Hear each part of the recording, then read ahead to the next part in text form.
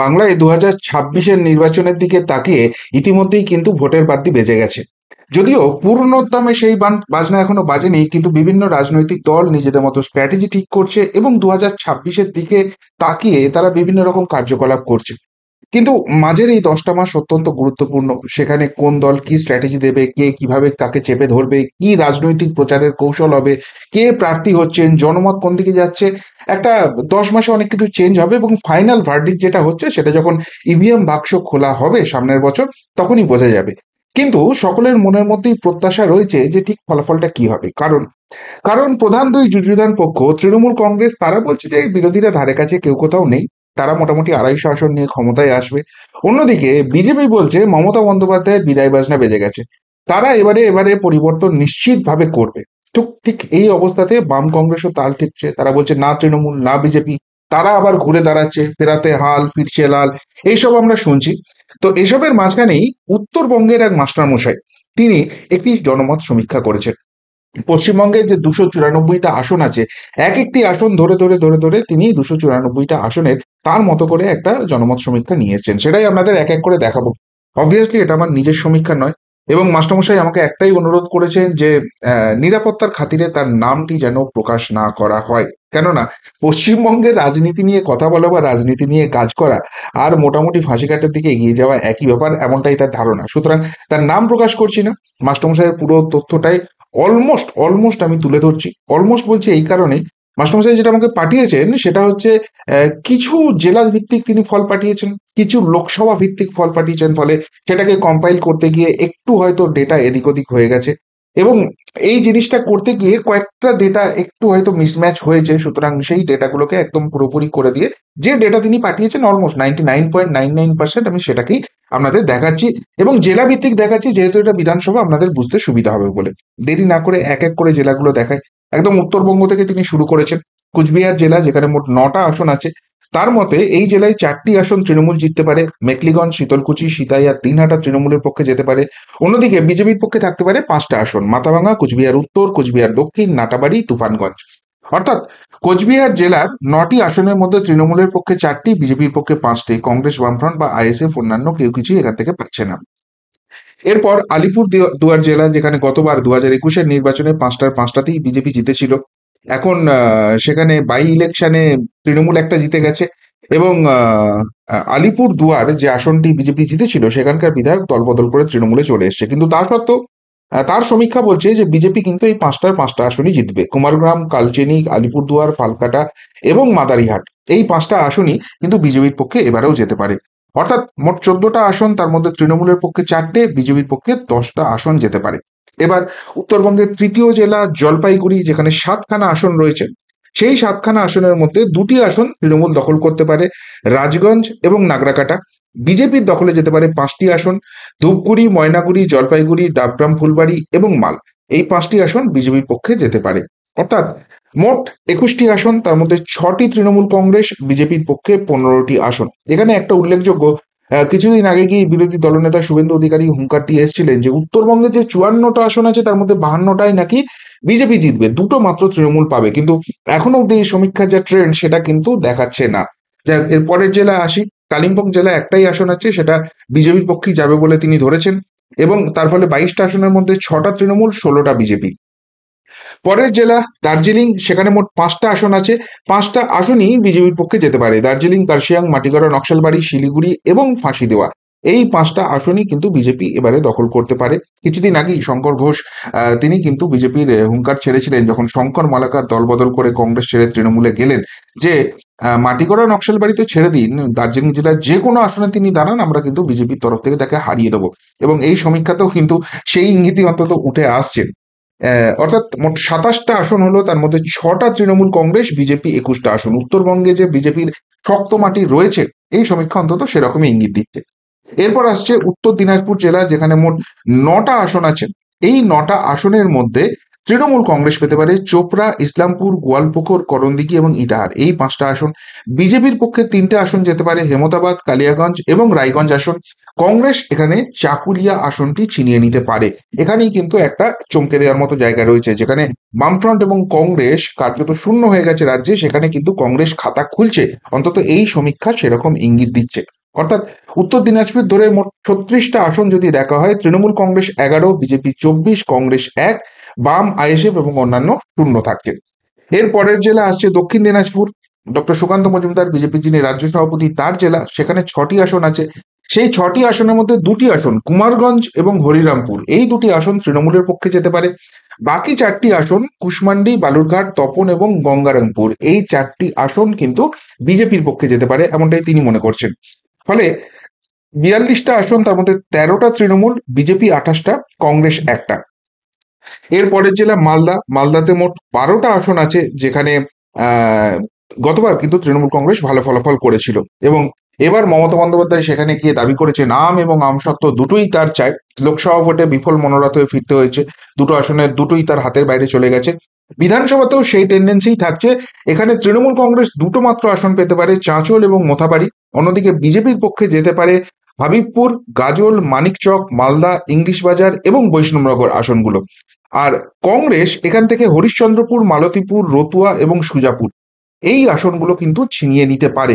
অর্থাৎ মালদা জেলাতে কিন্তু কংগ্রেস ঘুরে দাঁড়াচ্ছে, এই সমীক্ষা অন্তত সেরকম ইঙ্গিত দিচ্ছে, এবং তৃণমূলের তার ফলে একটা বড়সড় ভরাডুবি হচ্ছে। মাঝে মাঝেই শোনা যায় না কংগ্রেস এবং তৃণমূল কংগ্রেসের একটা জোট হওয়ার সম্ভাবনা, খুব সম্ভবত এই কারণেই।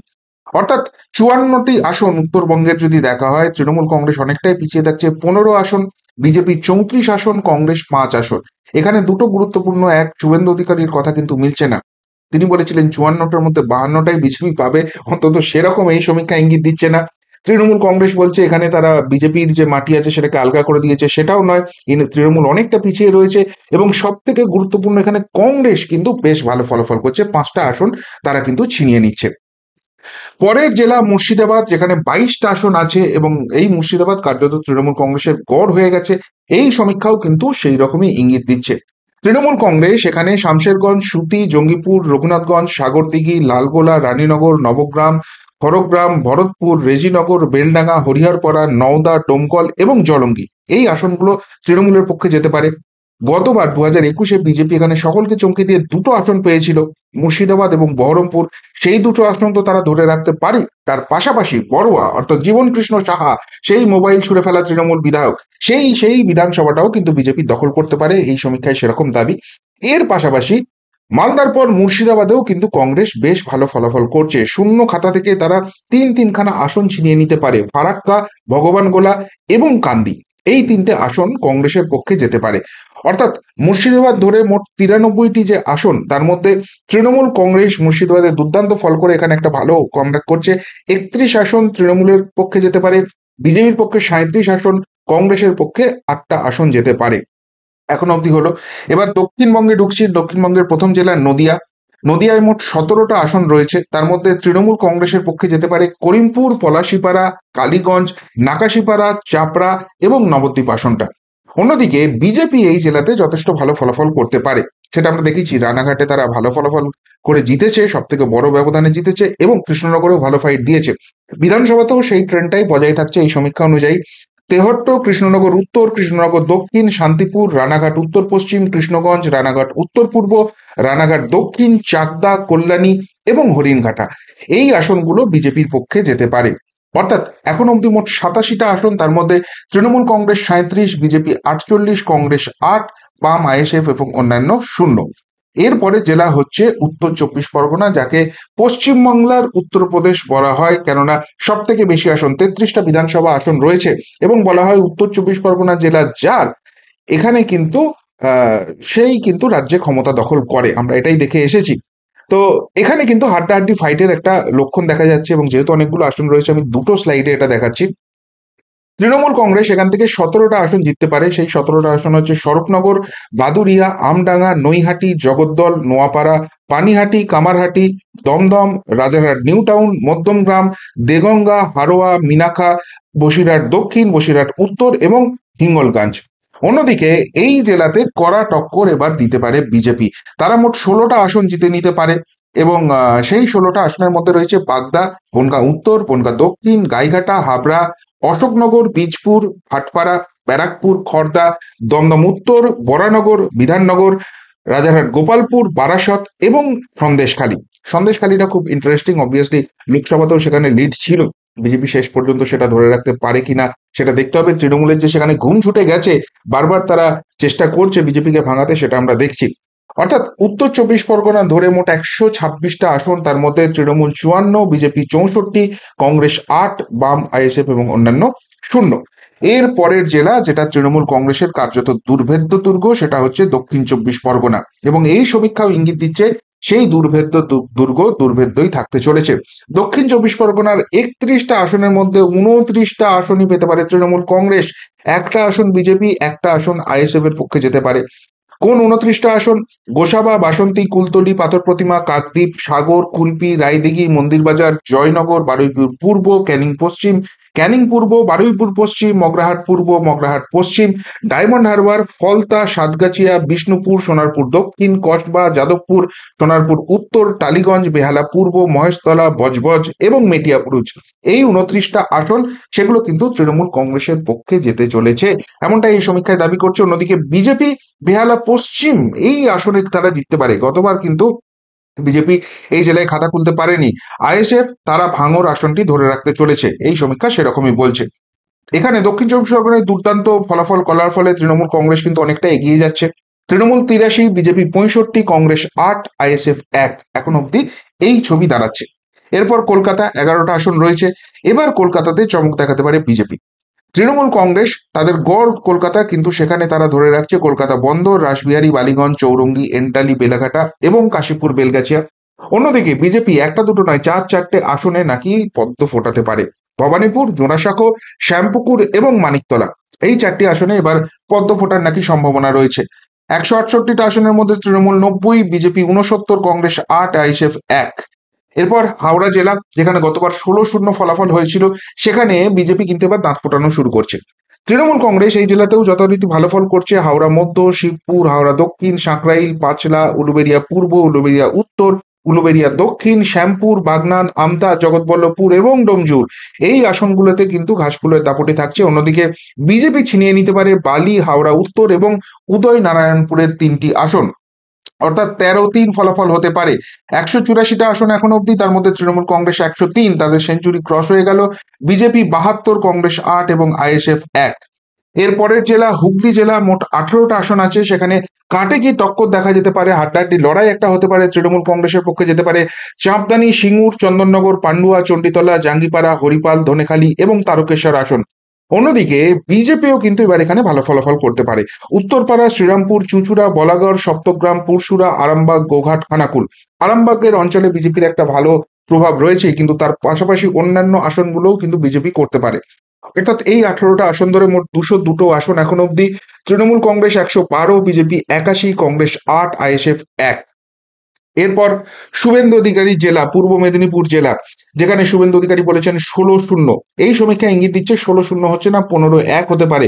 শুভেন্দু অধিকারী তার গড় ধরে রাখবেন, কিন্তু একটি মাত্র আসন পটাশপুর, সেটা তৃণমূল কংগ্রেসের পক্ষে যেতে পারে। অন্যদিকে বিজেপি বাকি 15টা আসন তমলুক, পাঁশকুড়া পূর্ব, পাঁশকুড়া পশ্চিম, ময়না, নন্দকুমার, মহিষাদল, হলদিয়া, নন্দীগ্রাম, চণ্ডীপুর, কাঁথি উত্তর, ভগবানপুর, খেজুরি, কাঁথি দক্ষিণ, রামনগর এবং এগরা, এই 15টা আসনেই কিন্তু পদ্ম ফোটাতে পারেন শুভেন্দু অধিকারী।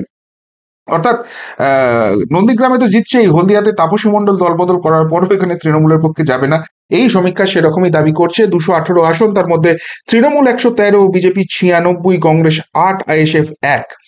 এর পরের জেলা পশ্চিম মেদিনীপুর, সেখানেও 15টা আসন রয়েছে।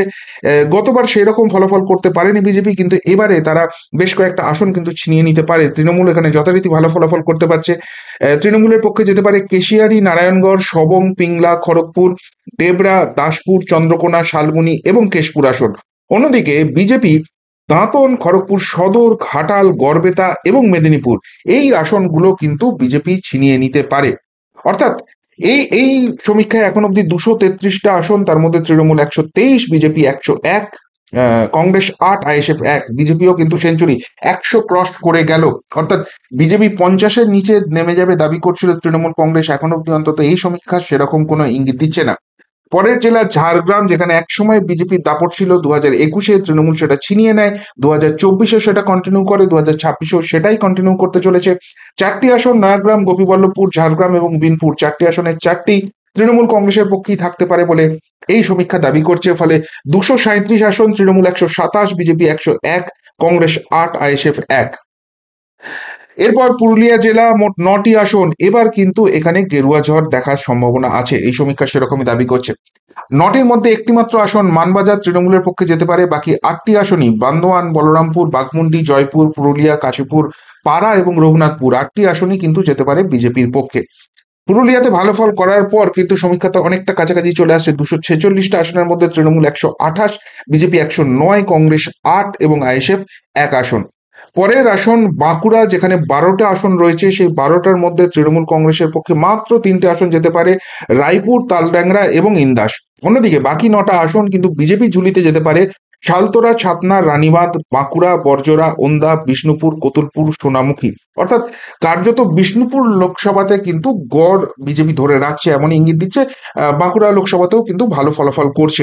অর্থাৎ সব মিলিয়ে বাঁকুড়া জেলাতেও কিন্তু এবার আধিপত্য গেরুয়া শিবিরের থাকবে, এই সমীক্ষা সেরকমই দাবি করছে।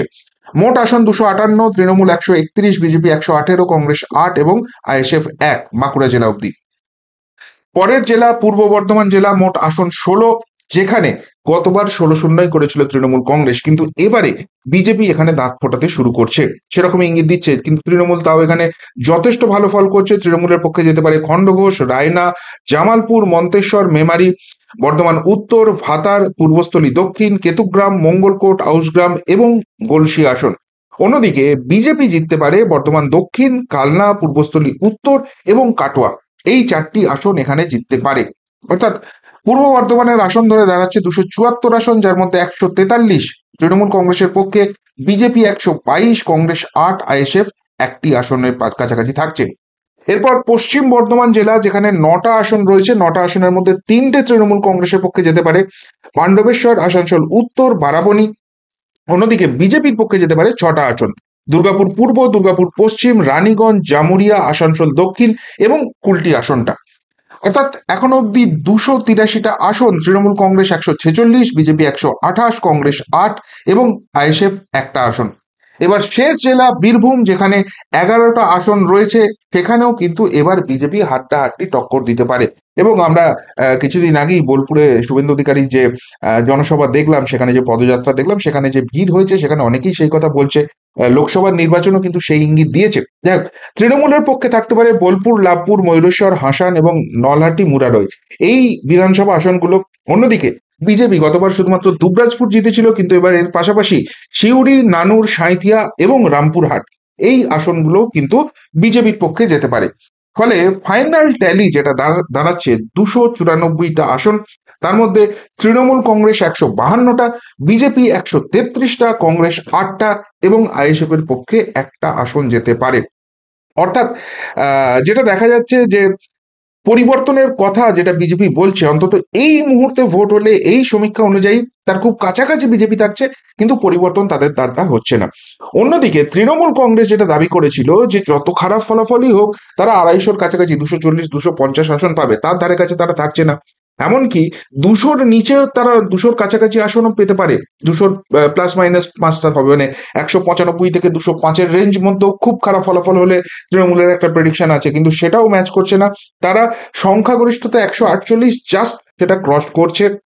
অর্থাৎ তারা হয়তো এককভাবেই সরকার করতে পারে, কংগ্রেসের সমর্থন নিলে 160-এর কাছাকাছি যেতে পারে, কিন্তু খুব যে স্মুথলি যদি এরকম ইকুয়েশন দাঁড়ায় তারা সরকার চালাতে পারবে, তেমন কিন্তু নয়। অর্থাৎ রাজ্যে কিন্তু একটা কড়া টক্কর দেওয়ার যে জায়গা, সেটা কিন্তু স্পষ্ট হয়ে যাচ্ছে। দেখুন, লোকসভা নির্বাচনী একটা ছবি স্পষ্ট হয়ে গেছে, হিন্দু ভোট ইউনাইটেড হচ্ছে, এবং তারপর থেকে শুভেন্দু বাবুরা দাবি করছেন সেই হিন্দু ভোট আরো বেশি কনসলিডেট হয়েছে।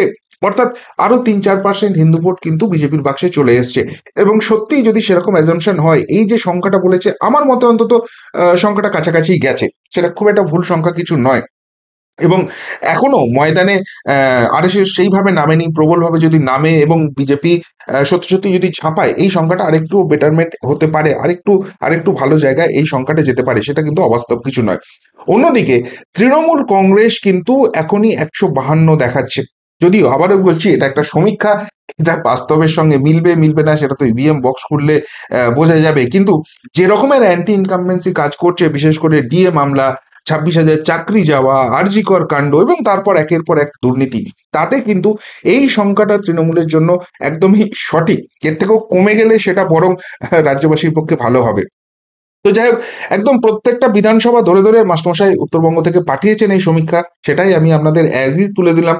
খুব সামান্য 0.01% হয়তো চেঞ্জ করতে হয়েছে, কারণ কিছু ডেটা মিসিং ছিল, সেটা ট্যালিটা করতে গিয়ে চেঞ্জ হয়েছে। তার বাইরে যে আসন যেরকম দিয়েছেন আমি মোটামুটি সেটাই দেখিয়ে দিয়েছি, আমি নিজস্ব কোনো ইনপুট এখানে দিইনি। তো আপনার এলাকার যে আসনগুলো রয়েছে সেখানে এই যে সমীক্ষা রয়েছে, সেই সমীক্ষা অনুযায়ী কতখানি মিলছে, সত্যি আপনার এলাকায় যে দলকে এগিয়ে রাখা হয়েছে তারা কি সেখানে করতে পারে? কংগ্রেস সত্যি খাতা খুলতে পারবে? বিজেপি এবং তৃণমূলের কি এরকম হাড্ডাহাড্ডি টক্কর হবে, নাকি বিজেপি সত্যি সত্যি পরিবর্তন করতে পারবে, নাকি তৃণমূল ল্যান্ডস্লাইড ভিক্টরি পাবে? কি আপনাদের মনে হচ্ছে সেটাও কিন্তু কমেন্ট বক্সে কমেন্ট করে জানাতে ভুলবেন না। এখনকার মতো এখানেই শেষ করলাম, ফেরত আসছি নতুন প্রতিবেদন নিয়ে খুব তাড়াতাড়ি। ভালো থাকবেন, সাথে থাকবেন, পাশে থাকবেন। নমস্কার।